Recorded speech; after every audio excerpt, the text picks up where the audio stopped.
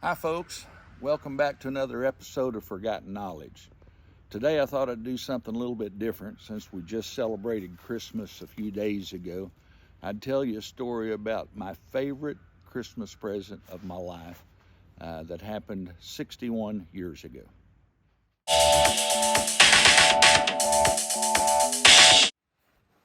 It was 1962 and I was 10 years old. And I had no idea what I was going to get for Christmas that year. Times were always hard on the farm, but that year they were a little bit tougher than normal, so I wasn't sure what I was going to get. And I got up Christmas morning. We had a cedar tree for our Christmas tree, decorated with popcorn strings, anything else we could make around there. And I saw this package under the tree that was kind of an oblong, irregularly shaped package. Obviously it wasn't in a box because my mother was a pretty good Christmas wrapper and it was just kind of wound around something. And I opened it up excitedly, and lo and behold, I was just shocked beyond comprehension because it was a .22 rifle that had been around the house as long as I'd remember. It was my dad's, but he had given it to me that Christmas, and I was just overjoyed because it was something that as a 10-year-old you think, wow, my folks now trust me with a rifle, and it was something that my dad had owned, so I felt like I was finally coming into manhood.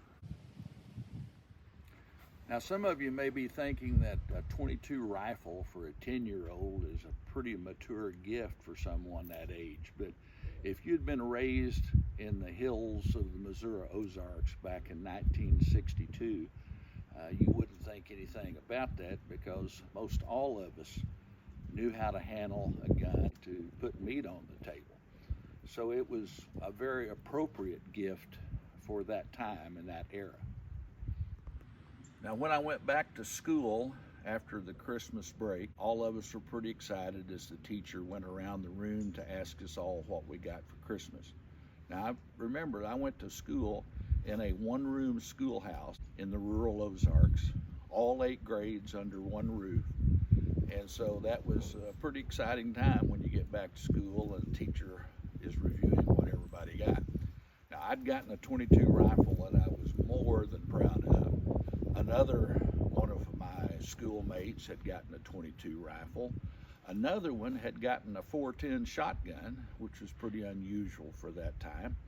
And even a fourth schoolmate had gotten a double barrel 12 gauge shotgun, just well been a cannon at that time. And so we were all tickled with that. And one of the boys asked the teacher if we could bring our guns to school the next day. Not surprisingly, at that time, she said sure, and gave us the ground rules that we'd have to bring them unloaded. We'd have to store them in what was called the cloak closet, which was at the back of the classroom where we stored our huge supply of athletic gear, which consisted of one basketball, one softball, and a couple of wooden bats. I lived about a half mile from the school if you went on the road, but my sister and I always walked to school up over the hill and through the woods, which made it about a quarter of a mile. Now there was a school bus per se. One of the neighborhood guys had an old station wagon, and on top of it, it had a board sign that said school bus, but I always walked to school. A lot of the guys brought their gun to school before Christmas because a lot of times they would be responsible for bringing home supper, and they would kill a squirrel or a rabbit on the way home. Now they didn't carry their guns to school every day, but maybe a time or two each week they would.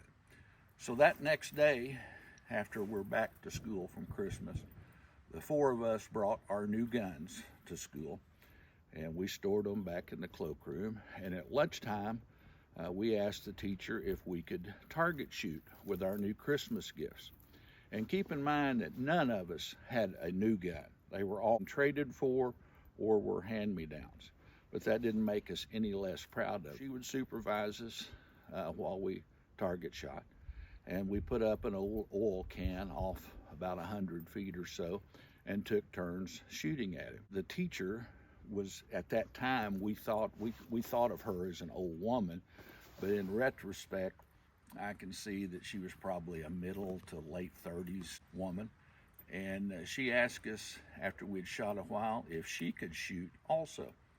And we were a little bit surprised, but we said sure.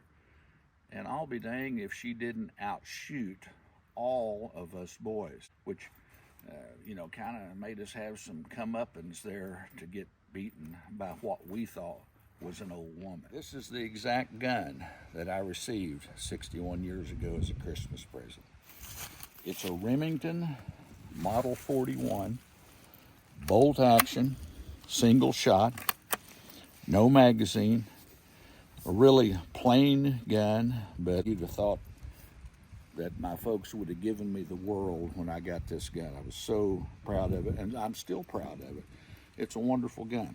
It was manufactured in the mid to late 1930s, so that means my dad would have had it, 30 years probably at that time, and so he gave it to me as a Christmas present. Thanks for watching today's show. I hope you enjoyed hearing about a Christmas from long, long ago. We look forward to having you back again next week to watch another show. See you then.